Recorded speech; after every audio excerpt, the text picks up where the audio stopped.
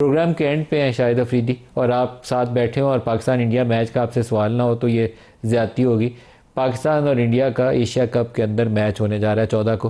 किसको फेवरेट करार दे रहे हैं? पाकिस्तान जीतता नज़र आता है? नदीम भाई, अगर आप मुझसे सवाल कर रहे हैं तो मैं इसके जवाब ये दूंगा कि मैं इस तरह की अपॉर्चुनिटी का इंतजार करता था कि इंडिया से कब मैच है। तो असल चीज आपका माइंडसेट, किस माइंडसेट के साथ आप इंडिया को फेस करने जा रहे हो, आपकी बॉडी लैंग्वेज, आपका एटीट्यूड, आपका एग्रेशन आपको मैच जितवा देगा। अग्रेशन तो चाहिए, लेकिन साथ हिकमत अमली भी चाहिए कि आपने गेम प्लान लेके क्या उतरना है मैदान के अंदर। बाज़ औक़ात मुझे लगता है कि हम या तो ओवर अग्रेसिव होते हुए अपनी विकेट्स थ्रो कर देते हैं, प्लान नहीं करते। क्योंकि एक या दो खिलाड़ी ऐसे होते हैं जिनको मैच फिनिश करने के लिए आपको इनक्रेज करना चाहिए। आपका हसन नवाज़ है, वो आजकल बहुत अच्छी फॉर्म में। तो आपने पिछले मैच में देखा, उसको हमने कहा कि जाओ जाके राशिद को ही छक्के मारो, एक ही ओवर में 6 छक्के मार दो। हालांकि वो 4-5 ओवर खेलता तो हमें 40-50 रन एक्स्ट्रा मिल सकते थे। इसी तरीके से आप इंडिया वाले मैच में उससे मैच फिनिश करवा सकते हैं। उसे बोलें यार बॉल पिक करो, एक या दो, हर बॉल पे अटैक नहीं करना, लेकिन तुम फिनिश करो मैच को। हमें 180 रन मिल जाए तो हम मैच वैसे ही जीत जाएंगे। तो इस तरह की बातें करनी चाहिए बैठ के टीम मीटिंग के अंदर। बिल्कुल ठीक है नदीम भाई, आपने बिल्कुल जबरदस्त बात की है।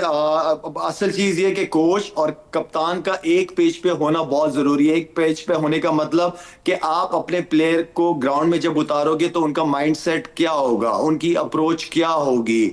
गेम अवेयरनेस सबसे इंपॉर्टेंट चीज है। उस दिन फखर ने एक इनिंग खेली, बहुत अच्छी इनिंग खेली फखर ने, अपने अपने मिजाज के टोटली अगेंस्ट खेली, लेकिन उस वक्त उस बैटिंग की डिमांड की जरूरत थी जिस तरह उसने बैटिंग की है। तो गेम अवेयरनेस सिचुएशन के हिसाब से आप खेलते हो। इस बार पिचेस भी अच्छी होंगी। हमारी इस वक्त जो टीम है नदीम भाई, honestly I am very much confident कि बड़ा अच्छा खेलेंगे, क्योंकि आप अपनी बैटिंग ठीक है, कुछ आज लड़के ऊपर नीचे परफॉर्म नहीं हो रहा, लेकिन एटलीस्ट हर बैट्समैन कहीं ना कहीं रन कर रहा है। बॉलिंग आपकी आउटस्टैंडिंग है, फील्डिंग आपकी आउटस्टैंडिंग है, कोई एक्सक्यूज नहीं है। आपकी स्पिनर्स बहुत जबरदस्त हैं। आपकी जिस रीजन में हम खेल रहे हैं, दुबई अबू धाबी, वहां पे स्पिनर्स का रोल बहुत इंपॉर्टेंट है। तो हमारे पास हर लिहाज से परफेक्ट, कोई एक्सक्यूज मेरे पास नहीं है। शाहिद अफरीदी, दो इश्यूज हैं। एक तो साइम अयूब के साथ दूसरा ओपनर जो है वो सेटल नहीं हुआ। साहिबजादा फरहान विकेट अपनी थ्रो कर रहा है, वो बॉल जो अंदर आती है वो उस पर नहीं, विकेट दे साइम अयूब देता है भी और चला सेटल नहीं जाता है। हुआ। और दूसरा वन डाउन पोजीशन के ऊपर मोहम्मद हारिस को हम 7वें 8वें नंबर पर भेजते हैं। अगर उसको वन डाउन ट्राई करें पावर प्ले के अंदर तो हो सकता है वो आपको 25-30 क्विक फायर रन दे दे। 7वें 8वें पे वो स्कोर नहीं करेगा, वो बॉल ऊपर खेलता है, वहां में कैच हो जाता है। बिल्कुल बिल्कुल नदीम भाई सही किया है, क्योंकि आपने सरजादा फरहान की बात की कि फॉर्म में नहीं था। इसी तरह कंसिस्टेंट अभी हमें ये छोटा भी नहीं मिला, साइम अयूब भी नहीं है अभी कंसिस्टेंट। हम उसको भी चाहते हैं कि दोनों में से कोई एक प्लेयर लाजमी एज अ ओपनर रन करे। बाकी हारिस तो मैंने बहुत पहले, जो हमारे जोर का जोड़ प्रोग्राम होता है उसके अंदर बहुत पहले कहा था कि इस लड़के के साथ बहुत ज्यादती कर रहे हैं। इसको पांचवें छठे का प्लेयर नहीं है, ये सर्कल यूटिलाइज करने वाला प्लेयर है। इसको ऊपर, क्योंकि हमने उसकी सिलेक्शन पीएसएल से की है। पीएसएल में वो एज अ ओपनर खेलता रहा है, तो हम पाकिस्तान टीम में पांचवें छठे नंबर पे क्यों खिला रहे हैं उसको। तो अगर हमने हारिस नो डाउट अच्छा प्लेयर है, और अच्छी बात यह है कि टीम उसको कॉन्फिडेंस दे रही है, कप्तान कोच कॉन्फिडेंस दे रहा है, कंटिन्यू चांसेस दे रहा है उसको। लेकिन चांस गलत जगह पे दे रहा है। आप उसको तीसरे नंबर पे या ओपनर आप बिल्कुल यूटिलाइज कर सकते हैं और वो डिलीवर करेगा। पाकिस्तान के बेशतर इलाके इस वक्त सैलाब की जद में हैं। कहीं बारिशों ने तबाही फेरी है और कहीं इंडिया से आने वाला जो पानी है वो खेतों के खेत, गांव के गांव, पूरे पूरे पूरे शहर जो है वो डुबो गया। और अभी ये पंजाब के बेशतर इलाके जो हैं वो अभी पानी में डूबे हुए हैं, और इसी पानी ने अभी आगे सिंध में जाना है। उससे पहले ये तबाही केपी के बाद इलाकों में आई। तो एक बहुत बड़ा चैलेंज है, और इस चैलेंज के लिए जहाँ हुकूमत कोशिशें कर रही है, वहाँ हमारे इंडिविजुअल एफर्ट्स हैं छोटे से छोटे पैमाने पर, वो भी काबिल तारीफ़ हैं। लेकिन बाज़ ऐसे स्टार्स हैं जिन्होंने सारे काम छोड़ के लोगों की मदद की खातिर वो मैदान अमल में उतरे हैं। उसी में से एक पाकिस्तान के नामवर क्रिकेटर, दुनिया सारी में उन्होंने नाम पैदा किया, शाहिद खान अफरीदी, वो इस वक्त हमारे साथ हैं, जो इन फ्लड्स में लोगों की मदद के लिए ख़ुद सैलाबज़दा इलाकों के अंदर रहे हैं और लोगों की मदद करते रहे। शाहिद अफरीदी, आपका बहुत शुक्रिया, आप हमारे साथ शामिल हो रहे हैं। पहले तो यही बता दें कि किन किन एरियाज़ में आप गए और वहाँ की सूरत हाल क्या है। नदीम भाई अस्सलाम वालेकुम। Thank you so much. Nadeem भाई मैं तो खैर क्योंकि 2 महीने बाहर था इंग्लैंड, हमारी लेजेंड्स लीग थी, एंड देन फिर मैं अमेरिका गया था।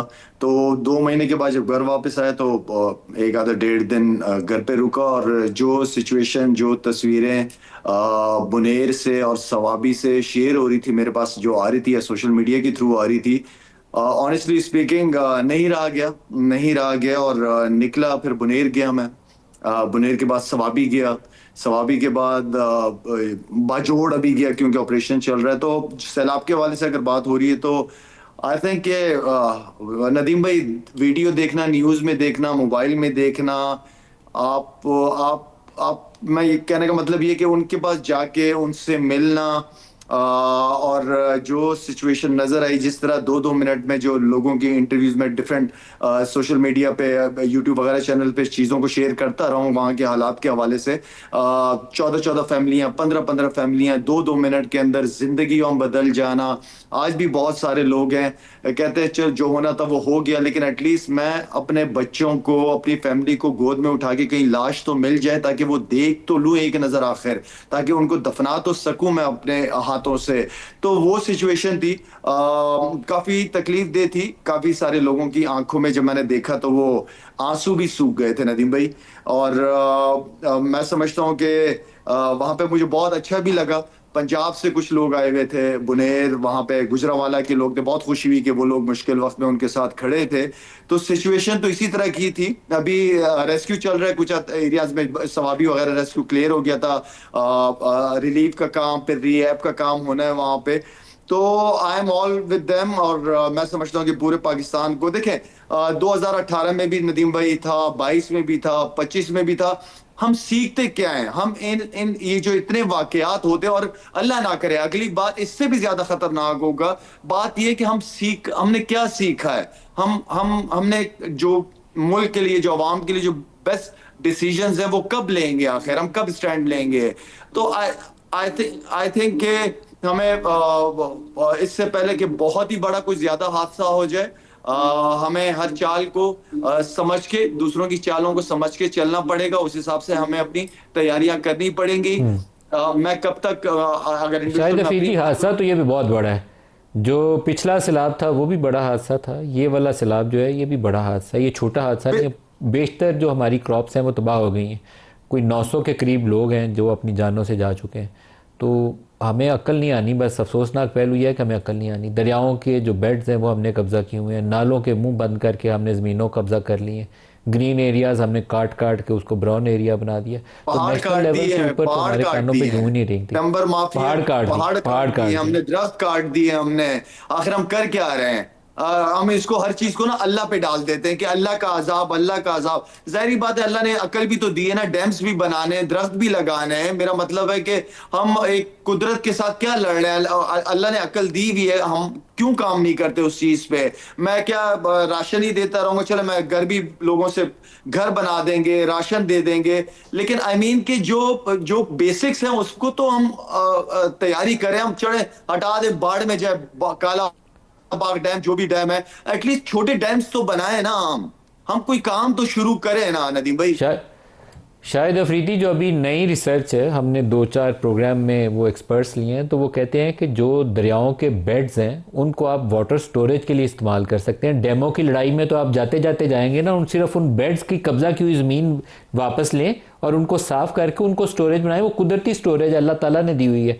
चनाब जहाँ आता है, रावी जहाँ आता है, वो सारी ज़मीनें तो बिल्कुल, कब्जा हुई हुई हैं, तो उसको आप स्टोरेज के बिल्कुल। तौर पर यूज़ कर सकते हैं। नेचुरल स्टोरेज अल्लाह की बनाई हुई है, उसी को इस्तेमाल कर लें। लेकिन उसके लिए भी एक नेशनल अप्रोच, नेशनल स्ट्रेटजी चाहिए, वो नहीं है। सबसे अफसोस इसी बात का है कि वो नहीं है। लोग मर जाते हैं, डूब जाते हैं, फसलें तबाह हो जाती हैं, जानवर मर जाते हैं। हम अफसोस के 4 बयान जारी करके फिर वहीं के वहीं खड़े होते हैं अगले सलाब के आने तक। बिल्कुल सही कहा नदीम भाई, बिल्कुल सही बात की है। एज अ कॉम हमें हमें डिसीजन लेने पड़ेंगे नदीम भाई। ये इस तरह नहीं चल सकता, और ना ये इस तरह चलेगा। हमें, मेरे ख्याल में, पास्ट में रहना नहीं चाहिए, पास्ट से सीखना चाहिए, और हमें उस हिसाब से अकॉर्डिंग टू दैट हमें अपने आने वाली हमने तो जितनी जी ली थी जी ली है। हमारी आने वाली नस्लें हैं, हमारी 60-65% यूथ है हमारे इस मुल्क के। हमने कोई अपनी यूथ को एक डायरेक्शन देनी है, हमारे बड़ों ने। हम कल परसों का सोचते हैं, गोरों की सोच चेक करें, 50 60 साल 100 साल का प्लान करके बैठे हुए होते हैं। तो हमें अपनी नस्लों के लिए सोचना पड़ेगा ये सारी चीजें। आखिर हम पास से इतने बड़े डिजास्टर होने के बावजूद हम सीखते नहीं है, समझते नहीं है, और फिर इंतजार कर रहे होते हैं। आखिर में हम अल्लाह पे डाल देते हैं हर चीज को। अच्छा, आपको भी शाबाश है इस काम पे जो आप कर रहे हैं, बहुत सारे और लोग भी कर रहे हैं। अहमद शहजाद हमारे क्रिकेटर हैं, वो जनूबी पंजाब में काफ़ी एक्टिव है। अभी मैंने शाम में बिल्कुल। उनसे बात की तो वो बाज़ ऐसे इलाकों में थे जहाँ सिग्नल भी नहीं आ रहा था। तो आप सारे लोगों को शाबाश है।